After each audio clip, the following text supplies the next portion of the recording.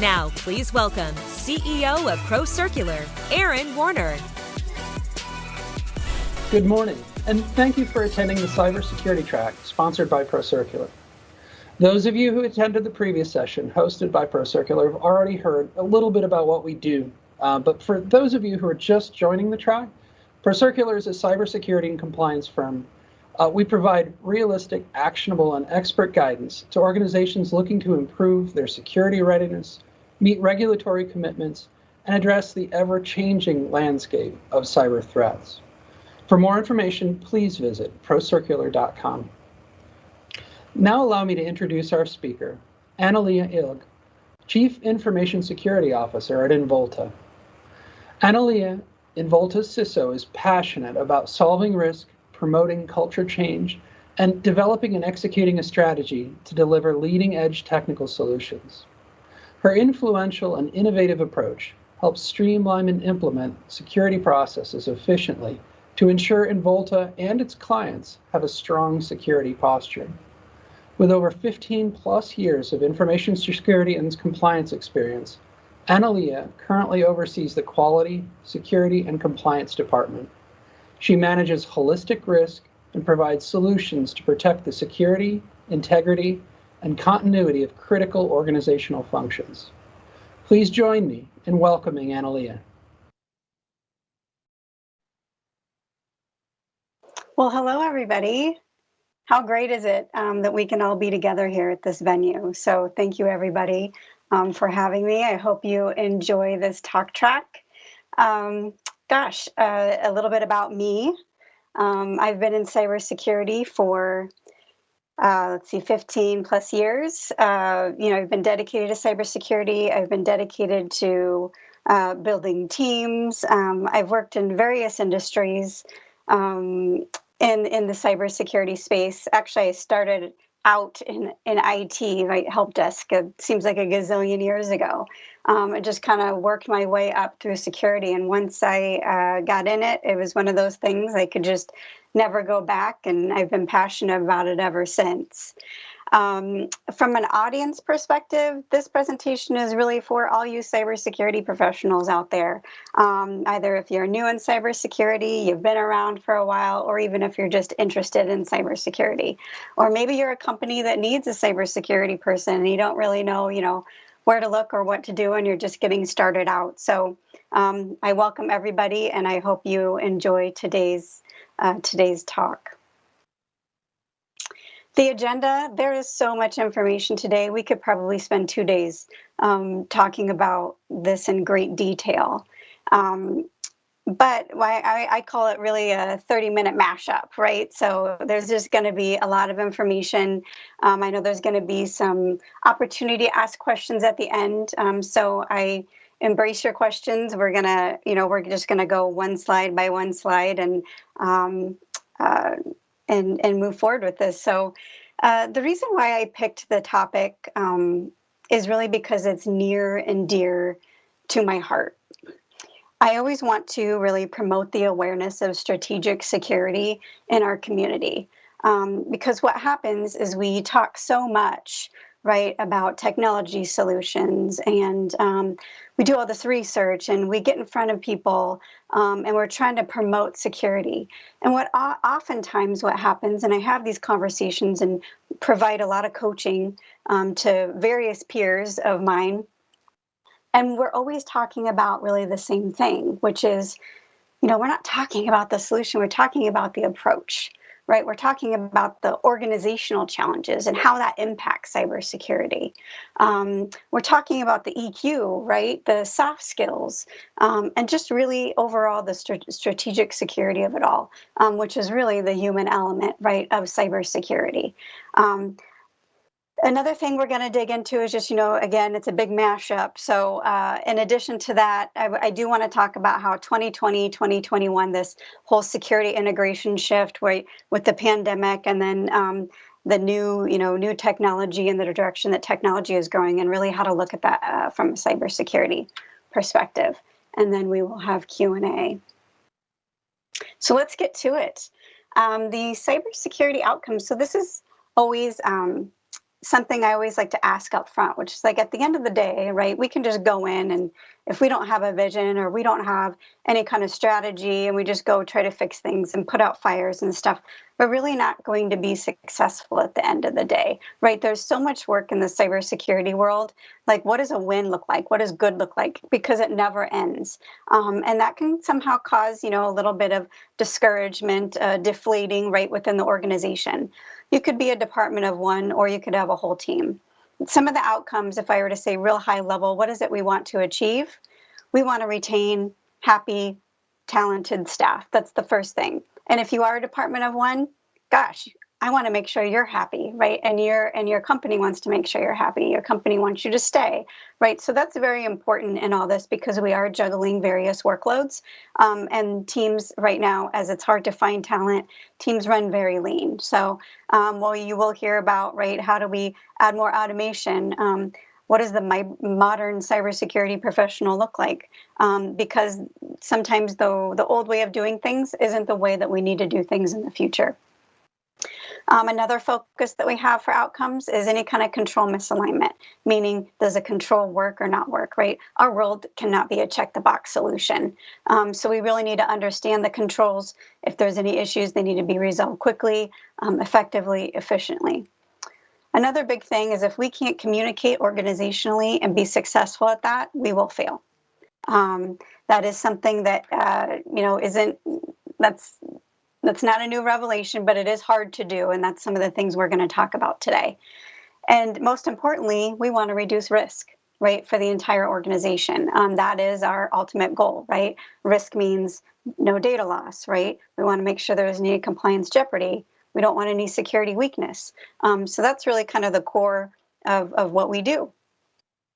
In addition, let's think about this a little bit more, right? Sometimes we're siloed in our cybersecurity world. And we always, for those of you that are in cybersecurity, I'm sure you've had these conversations like, why isn't Department X listening? Or they don't understand, or I'm not a priority. Like all these things, I know you've all had these conversations or these thoughts. The foundational problem, right, that we're running into organizationally is that, one, organizations do struggle at that very top executive level to make sure that company direction is followed, right? And then oftentimes, really, the people of the organization, they're unclear on priority, focus, any kind of guidance. What that means is that sometimes organizations are challenged with what the priority is. And oftentimes still security is not one of those priorities, right? It's not part of the vision. The word security is not part of the top 10 goals of the organization. And that makes it very difficult for cybersecurity professionals. What I don't want you to think is that I'm putting blame on the organization. That's not it, because it is our job, right, to communicate effectively. It's our job to be that voice. And we'll talk about that here in a little bit. So oftentimes the cybersecurity vision and strategy is not aligned, right, with the company vision and strategy. We need to make sure we get in front of that. We need to make sure that we have our talent structure. We know the type of people that we need, right? Do we need to go to a third party? Do we need to elevate, right, our talent that we have, add more training, do more development? That's all very important in our ecosystem of cybersecurity. Oftentimes, the other thing that I see in an organization is cultural and leadership styles are misaligned. So oftentimes, right, maybe the CISO, if there is one, or the CTO, isn't necessarily aligned with the COO, or various other C-level team members. There's ways to fix that. But oftentimes, and what I'm talking about isn't just about cybersecurity. You can apply all the same issues right across organizations when it comes to prioritizing effort. Oftentimes they're siloed, right? And you're pushing and pulling resources. That can be a problem, especially in the cybersecurity world, when we need to be part of all these big decisions that are happening that could potentially, right, maybe jeopardize the architecture of the environment, jeopardize the data, how people are doing business. We want to be involved, but there's only so many of us to go around. Again, you're going to hear over and over the communication and getting in front of that and educating is super important. Also in the cybersecurity space, maybe not on this slide, but I do want to mention it because this is a true statement, right? We all have experienced it. I've had many conversations with people about burnout, right? I mentioned, I do some coaching and mentoring with various peers, and there are times, right, where they have a sit down and like, I just don't know if I can do this anymore. And I'm like, don't throw your hat in, right? You're a great security professional. Let's talk through this and figure out, let's get to the bottom of this and maybe have a different approach to things. Because what happens is sometimes cybersecurity professionals, they get beat down, right? Because they're arguing and people aren't listening and they're not getting the top level support they need. They start feeling insecure, right? They start feeling uncertain about their job, and then there is turnover. So notice how all that kind of plays together. Again, not forcing blame, not saying, hey, it's organization's fault, or hey, it's cybersecurity professionals' fault. It just is what it is, and this is the landscape we're in. So we really need to, again, take a different approach. When it comes to the cybersecurity role, right, on top of all that I just talked about, those are some challenges, right? I didn't even talk about technology challenges. We're talking about human challenges in making cybersecurity effective. What's our role?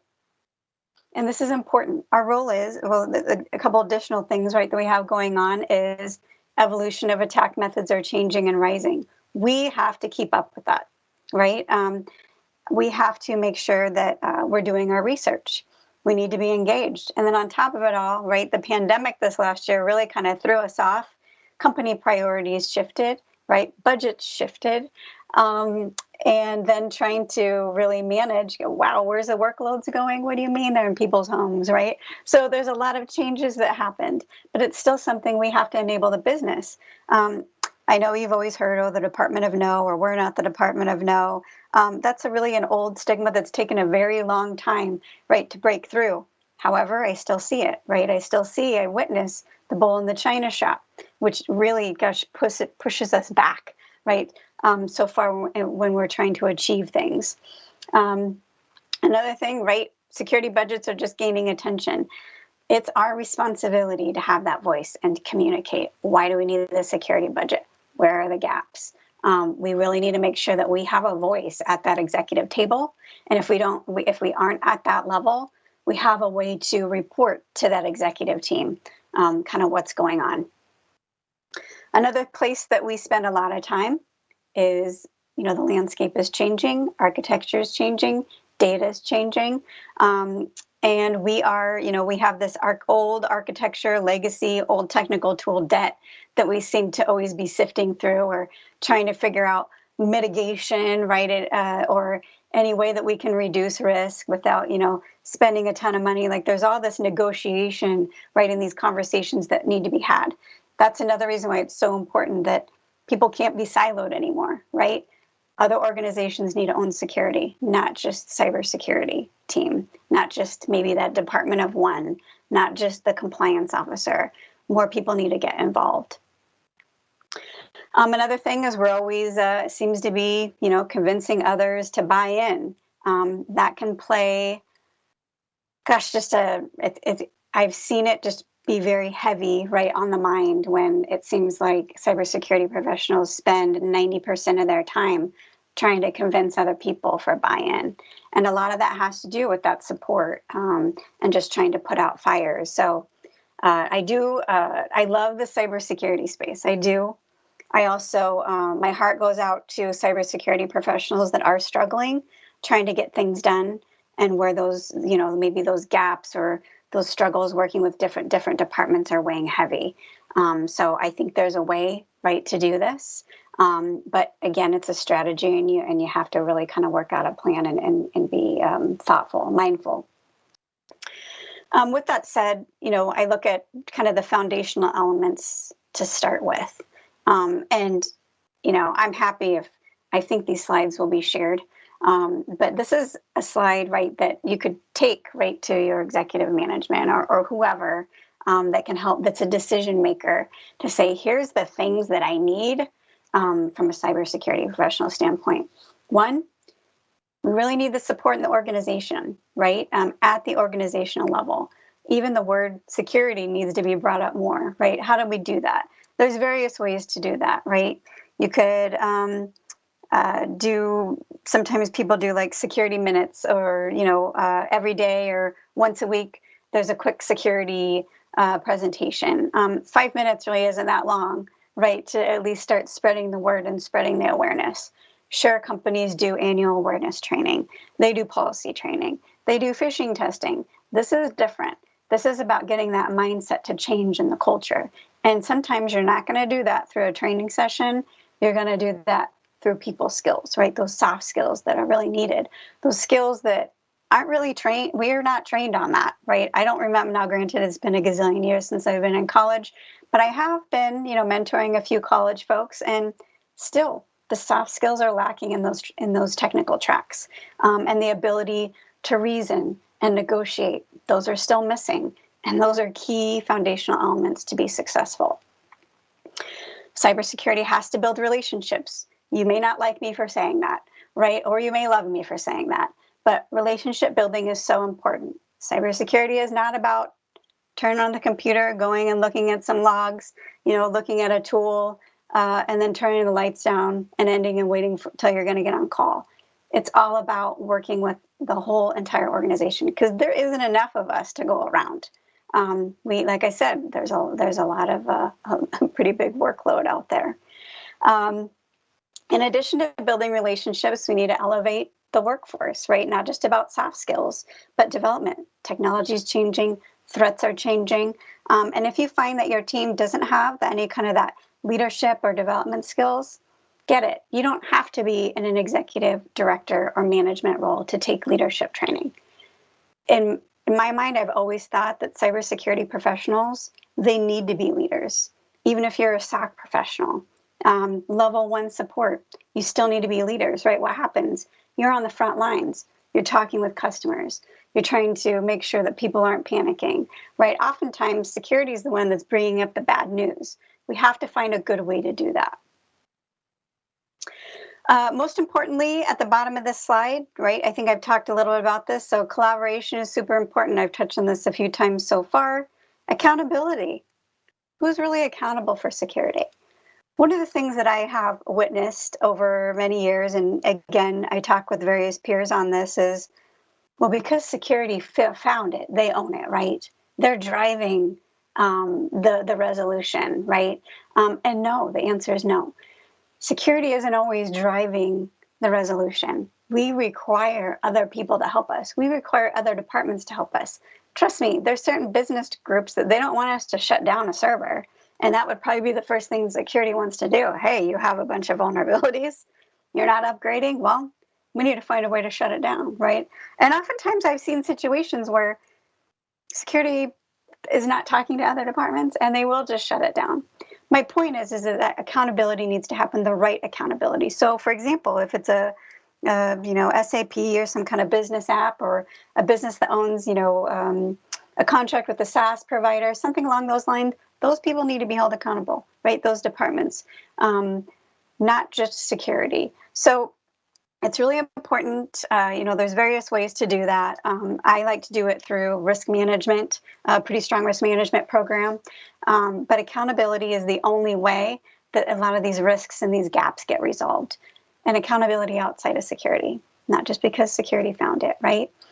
Responsibility, clear roles and lines of responsibilities, super important, right? And to actually talk through that. I'm not saying write up responsibility document and hand it over, right? I'm saying talk through it, align, get buy-in up front.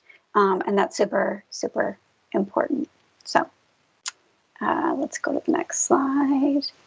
My favorite slide, this is like one of the most inspirational slides, is the power of you. So I talked to various people about budget, right? Budget comes up. How do you get the budget? Hey, it's hard, right? Especially if security was never a line item in the budget within the organization before. But it happens, right? You can do it. And budget can be allocated by hearing your voice, in a reasonable voice, right? And I'm sure you've heard and have, probably believe in the same thing I do, which is don't bring a problem without a solution. And it's very easy for, cybersecurity to say, here's this problem, this problem, this problem. We need we need $1 gazillion to fix all this. Does that really make sense? Probably not. You need to have a strategy, prioritize the issues, figure out the cost. Is there a different way to do things, right? And really be ready, right, for that executive conversation to ensure that you do have the budget, right, that is needed. And that's just one example of how much power we all have by communicating effectively and using our voice.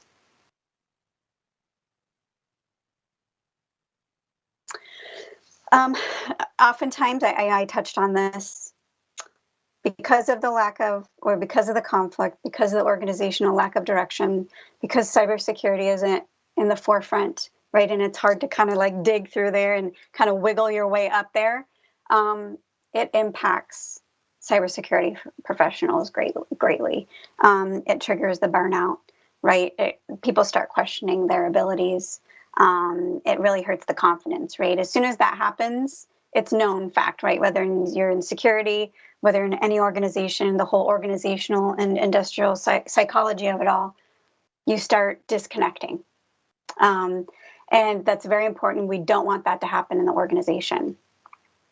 You don't have to be. Another thing is I get questions, well, Anna, I don't know, right, about this particular, I don't know about cloud, or I don't know about this tool, or, I haven't worked in it.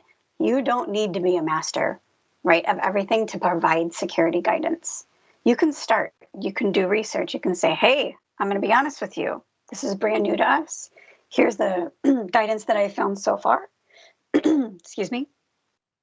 And it's okay. It doesn't mean that you're less of a cybersecurity professional, because we are digging within it, all the gaps and all the risks, and we got into the environment, something new comes along, right? But you do need to set expectations, right? Hey, maybe I'm not going to get to this immediately, but let's work through this. What's your deadline? This type of approach is critical to success. I still, hear, people aren't responding, right? Or cybersecurity. I reach out to cybersecurity. It's a dark hole. They just never get back to us.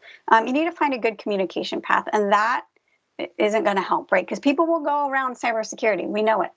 It happens. It still happens today. They want to fast track things. Well, then create a fast track method, right? My point is, you got to enable the business. You got to kind of figure out how to navigate. Know the people you're working with, know your audience. Switching topics real quick. There's one slide on this, but I often get questions. And the reason why I get questions is because I'm a woman in cybersecurity. I have to be honest, at the very beginning, like even when I started IT, I look back now, right, kind of thinking, were there very many women in IT back then? Nope. Like we go to the conferences, the lines to the restroom, there was none in the women's line. It was great, right? There's one perk. That's a big difference. But I never really thought about it back then, right? I don't like labels. I believe that, all voices need to be heard. But over the last, over time, I've been more aware. And I truly believe that diversity of thought is critical. It's critical to cybersecurity. You're going to hear, I'm going to tell everybody they should be in cybersecurity. I don't care, what your background is, female, male, where you come from, what you studied. I want everybody to be in cybersecurity because I think it's important, and there's so many different areas, right, to study. The reason why I wanted to focus on this slide is because I have noticed, right, when I read this book, this is out of all the books that I've read related to kind of like women, and how sometimes we women can sabotage our careers by little things that we do and we don't even know it. I'm not saying to change and you have to be a certain way. Like I said, diversity of thought, super important. I love to hear all different perspectives. But if you are wondering, and you're a female out there wondering, hey, I'm having a real hard time struggling, working my way up to the top, or navigating with other personalities, what am I doing wrong? You may or may not be doing things right or wrong, but this is a great book. So that's the only slide I have on this. But it is true. There are some things I found that I do myself in here. And then there's some stuff that didn't really apply. But take a look at it for you females in cybersecurity. I've recommended it to others, and I think they have appreciated that book as well. So real quick, let's see, what time are we at? All right, I'll kind of speed this up. So this is a super important. This is kind of like wrapping it all together, right? I think it's important to really know, how to be an effective cybersecurity team. Out of all the challenges and everything, right, that we talked about, if I were to put it into one slide and you had to do one screenshot, even if you're a department of one, this slide is probably one of the most important. I mentioned, right, that we lack sometimes those soft skills. We lack, I've seen too many times where a security person will just come in and kind of like, be gruff and a brute and no, you have to do this and da da da da da. Guess what? You just set yourself back. You may be one of those people. You may know it. You may appreciate it. But sometimes when you're trying to kind of work with other people, it doesn't always work that well. You still have to find a way to work with people, prove your point, and make sure that the security posture of the organization is where it needs to be. You're not going to do it by being a master in a technical tool. You need to make sure you get those interpersonal skills.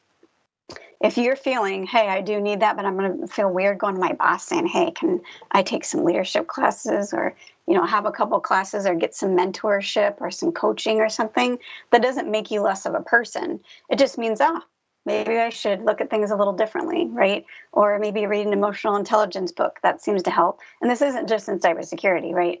I've worked with various IT professionals over the years, right? This is kind of in our DNA, right, to do things like that. So this shift is really important. Self-awareness. Pay attention to what you're saying, how you're doing it, your people skills, right? You have to be adaptable to the organization.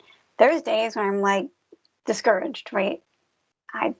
We're human. We're going to get discouraged. We're not always going to win that conversation, right? But we have to be adaptable. We've got to be able to work with teams. We got to be able to work with budgets. Shifting, priority shift happens, right? So even if you get in front and you're like, okay, these are going to be our security priorities, or the business says, this is our priority, expect shift. But don't expect it to a point where you're not going to work on anything because you're like, oh, that's just going to change, right? Just make sure you expect shift and that you're able to cope with that, right? So some coping on that, because sometimes too much shift, right, can throw us off our axis. And then I mentioned communication. You have these 4 things. You're going to be able to, you're going to be able to work on a strategy much better and be able to work with your team. Sorry. Okay, there we go. And then, just to dig into this just a little bit more, right? How do we make this happen? One, when I said adaptability, we need to have that organizational agility, right? We have to become resilient a little bit.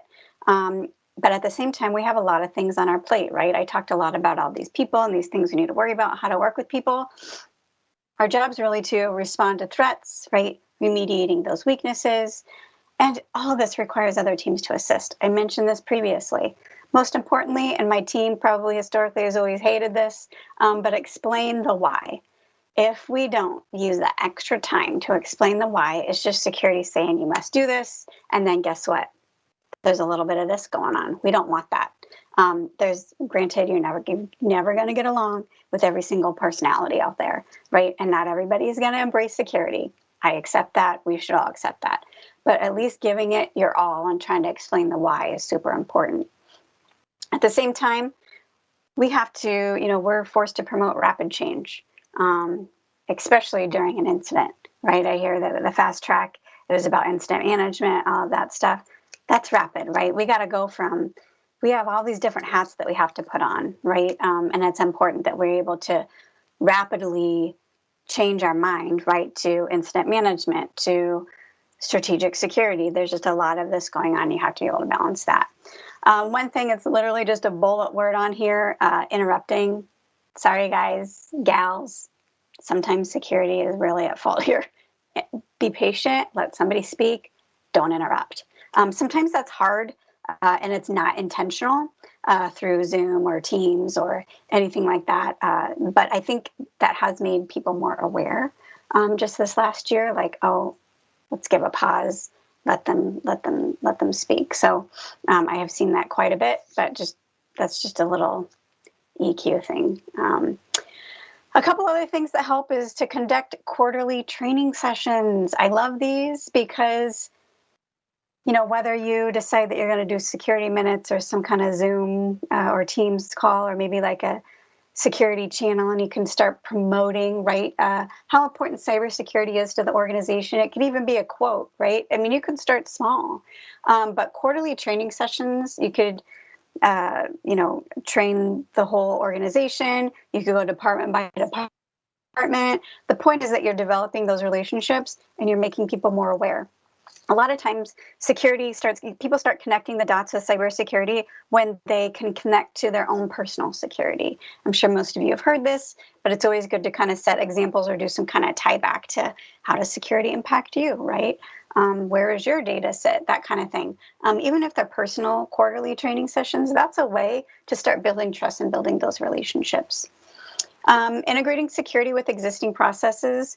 So in some cases, security is brand new to organizations. I've built, many security teams over the years.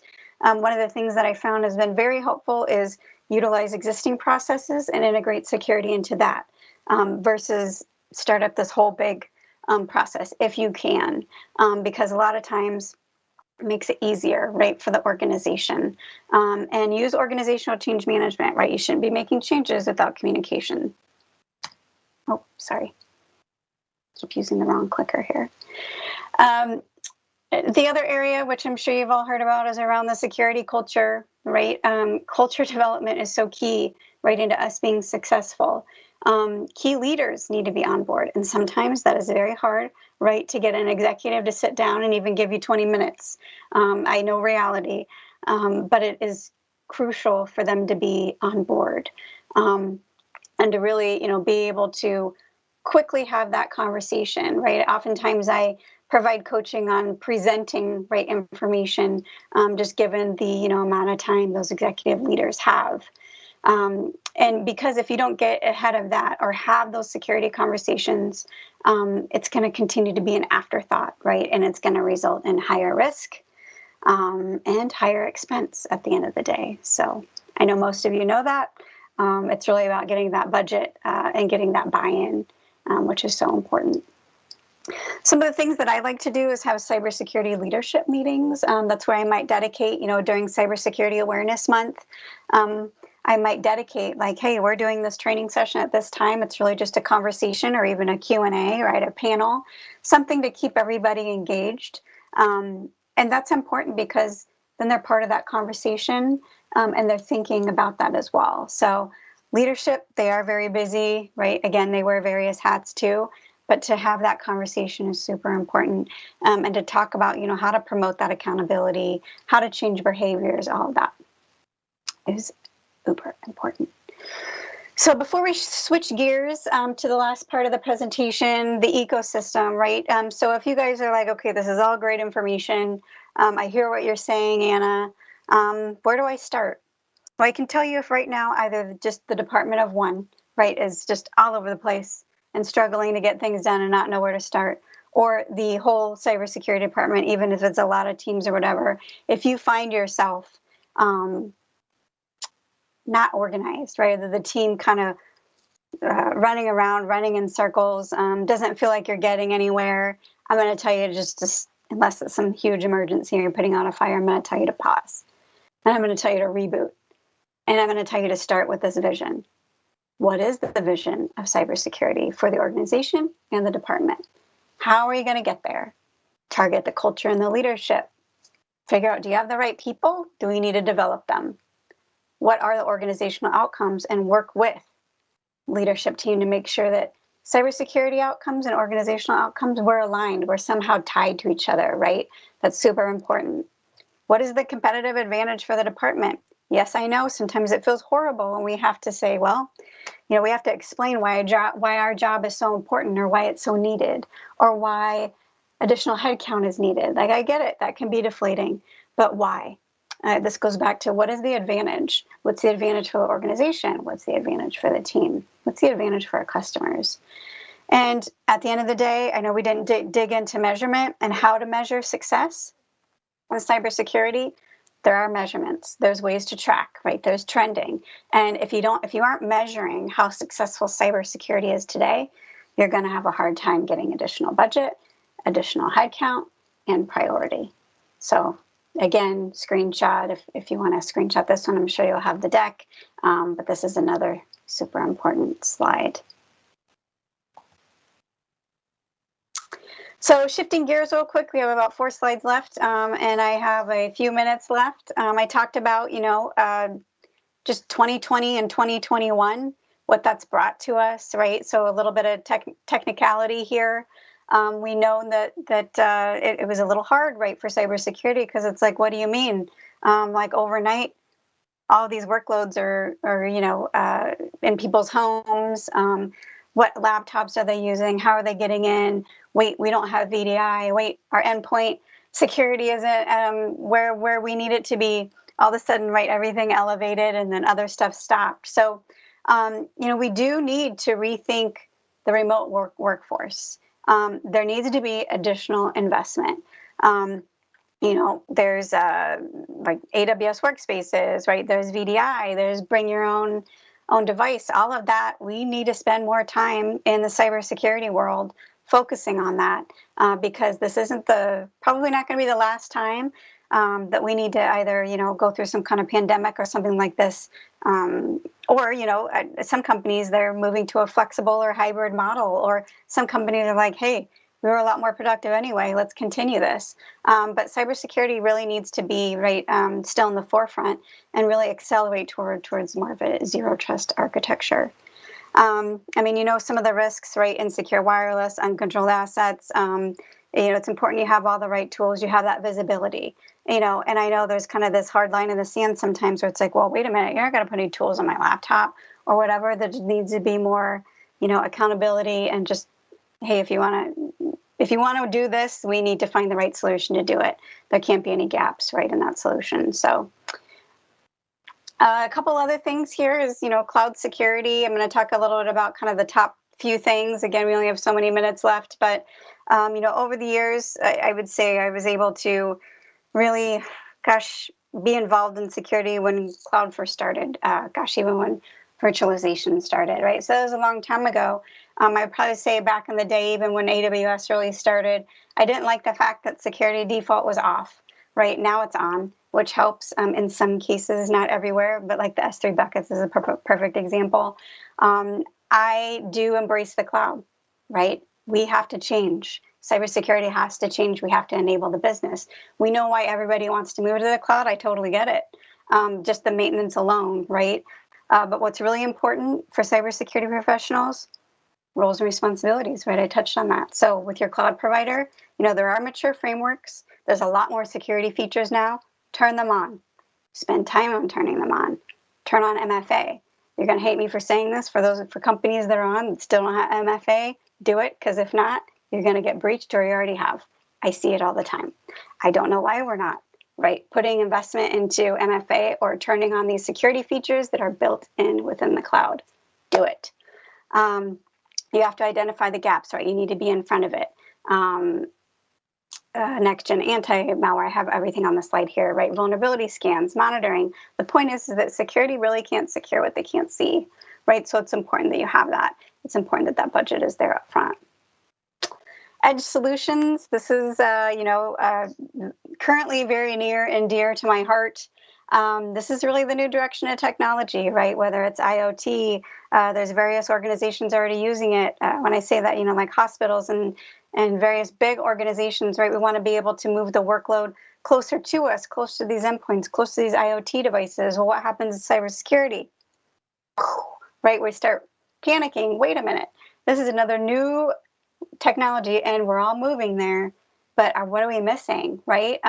So a couple of things you need to look into. One, there's various solutions out there. I haven't found one that's fully baked when it comes to security, right? So you need to really start digging in with those vendors. You need to apply our standard security practices. Those are important. They don't go away, right? But the panic is that it's not in our core environment anymore, right? We just got accustomed to working in the cloud. What does this now mean when the data, right, gets moved even further out there. So what we really need to do is integrate a security wrapper or a solution with the vendors, right? Because you're going to make it up on your own. But make sure whatever vendors that you're using for various different edge offerings, you need to look at making sure you're controlling the data, right? Think about it when it comes to this remote workforce, right? How are we controlling the data until it's presented? How are we controlling the traffic? Because you got the data and traffic now, not just, you can't always control these endpoints and where it's going to. The IoT devices, they're not as secure as we want them to be. And the 4 bullet points on this, right, these are kind of right now the security things to do some research on, right, which on the edge, you need to worry about the injections, right, the hardware, software injections, any kind of physical tampering with the equipment, right, camouflaging, redirecting traffic to where, right, it shouldn't be going, routing information attacks. So there are various others. There's a ton of research out there. And I would probably say that, again, cybersecurity is like now kind of getting involved with these edge solutions. So this is where I would start and go from there. Lastly, IT transformation. So this is where it comes to the modern security professional. I'm seeing this more and more.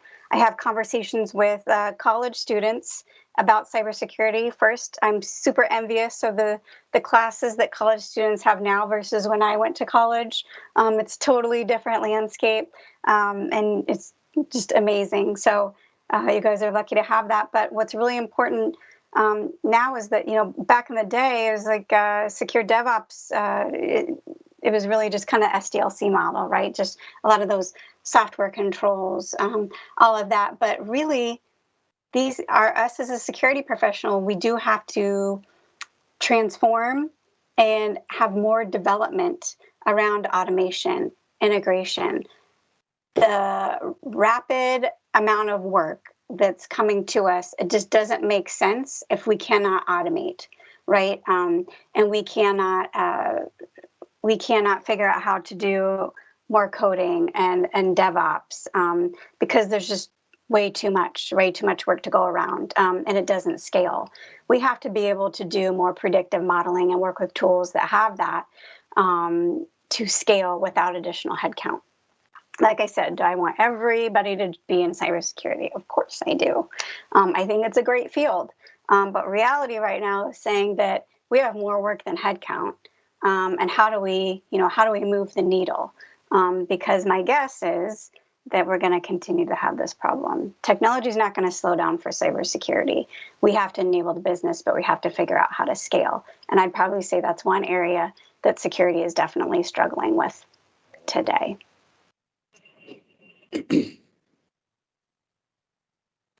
So in summary, we do need to change behaviors, right? We need to enhance our power skills. We need to kind of reevaluate, right, how we're working with organizations. We need to find time to do that research, right, for any new technologies. We need to partner, right, with other departments and figure out what they're doing to work, what they're doing with technology, because we want to be a part of that solution. We want to be successful. And I highly encourage you to start thinking strategically and have a strategic security plan so that you can meet those outcomes, not only in cybersecurity, but for the organization. So thank you, and I will open it up for Q&A. Thanks, Anna. It's a really engaging presentation. Thank you for sharing your experience. There's so many good things to learn there. We have a bunch of questions from the audience. We've got what insight do you have for those who need buy-in from leaders in the organization for better communication and teamwork? And here's the twist: while it's remote. So how do you make that case to ownership or executive management or just to decision makers while you're still required to do it from a remote perspective? Right. That's a great question. And it is kind of a new challenge, right? Given the pandemic. So I have been a remote worker for, trying to figure out how old my daughter is. So about 8 or 9 years now. One, any kind of video presence is super important, right? It won't be successful without that connection, right? And I know it's not person-to-person connection, but it is super important to have that video. In addition, I make sure that I set aside time with that person. And sometimes it's hard, especially if you don't have that relationship. That relationship is, building the relationship is super critical to get buy-in. Having a really nice, maybe 2-3 slide at max, right, presentation with just some bullets, some concerns, and say, I need help, right? And that's okay, right? I need your help to make this successful. Here's the 2 risks, right? Or here's the 1 main problem that we have. Here's my idea, because that solutioning is going to be super important. And that's normally how I do it. Like, I come prepared, a couple slides. Hey, let's do a video. I'd love to get your take, right? Let's just have the conversation. And then oftentimes what happens is, hey, we should meet more, this was a great conversation. So that's normally how I do it. Like I said, remote is hard. Chat helps, right? And just having that face-to-face, even though it's just video, it makes a huge difference. Another thing with that is you have to find new ways to connect with people, right? Some relationships you've made, there's people that just start out a new job and they're remote. And they're like, I don't even know these people. There was one job specifically I had a long time ago, probably my very first full-time remote session. I didn't know anyone, and it was remote. It was probably one of the most challenging things at first I had to go through. But what really helped is we worked on a project together because of it, and we knew each other's roles. And we ended up videoing or talking every day or having, like a daily stand-up.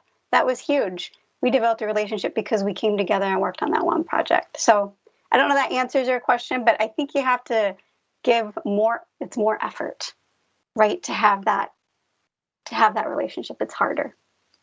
You've mentioned people a lot. Yes. As a part of the cybersecurity question. And I wanted to pull on this thread just a little bit because you mentioned it in your presentation.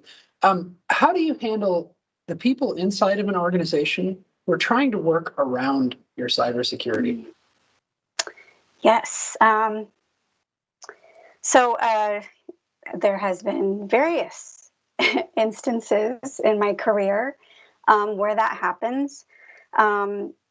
There's a couple, I can throw out just a bunch of different ideas that I've done. One is I've probably realized in one situation where I needed to provide more guidance. I was assuming some of that responsibility, right? Saying, okay, well, obviously I'm not making it easy enough for the organization. So do I write up a cheat sheet, right? For them, right? Do I have maybe a one-pager, say, here's how security works. All you need to do is email security@blah-blah-blah.com or IM me, like various ways, and retrain, right, people on how to do that. So there's that, right? I've done trainings. I have had to have situations where I had to reach out one-on-one and say, hey, here's the deal. We need to work better together. And going around is really hurting the organization, right? Also, it's adding additional not only liability, but cost and team resources. There's been situations where I've had to just stop it and say, sorry, this can't move on. And that's a hard conversation to have, right? Those difficult conversations to have, that's usually the last thing that I have to do if it gets that far. But in some cases, security does need to say no, especially when people are purposefully going around the process. And then there are times where I write policy violations, right? If there's people in particular, repeat offenders. And that goes back into the measurements, right? It's important that, depending on what level, but if there's repeat offenders, I have to go also, up a tier and communicate the problem. Right. Historically, you've heard the term bandied about, shadow IT, right? And it can be difficult. It sounds like you've got some good ideas on how to help organizations deal with those situations. Another question, and maybe this is tied into escalating those situations, HR. So specifically, when you're doing trainings, when you're educating people, whether they work in shadow IT or purchasing or some other part of the organization, do you recommend that HR lead those trainings or leaders in each department? So, how do you approach training individuals within the organization to help them to better secure the company they work for? Yeah, so that's a great question. I do prefer working with HR, more partnership. And, basically I have that conversation, hey, there's the cybersecurity tool or there's a cybersecurity training. If I don't have one, right, I say, hey, HR, what platform do you use? Are there any at least basic training within what you already pay for, right? Because there are now these, it's a lot more automated, right? And having it integrated in the HR tool is kind of nice because that metrics is there and you don't have to like manually go out to people and say, hey, Bob, right, did you do this training or whatever? However, there's a lot more robust cybersecurity tools now, which I prefer over the HR training. But, a little bit of everything isn't bad. Your audience is different, right, throughout the whole organization. Some may be better than others. Circling back, HR, I prefer to partner with them. However, my cybersecurity team runs the cybersecurity training. It just depends on what you have to work with.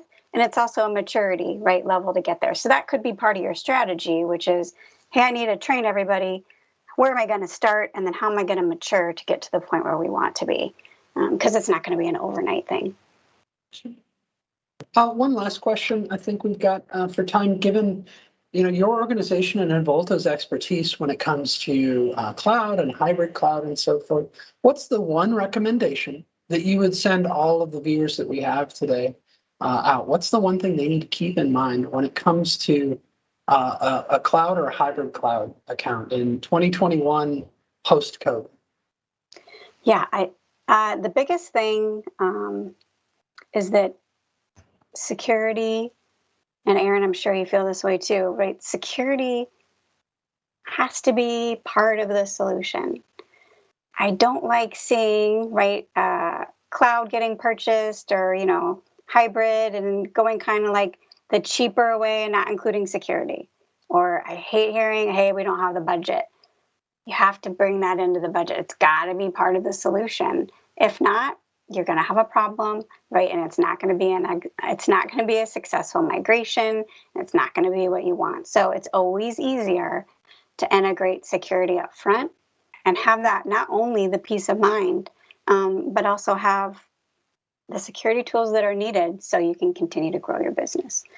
So that's the number one thing. And I still see it and it hurts my heart, right? When I hear, no, that company doesn't have any security. What? So do it. Just do it.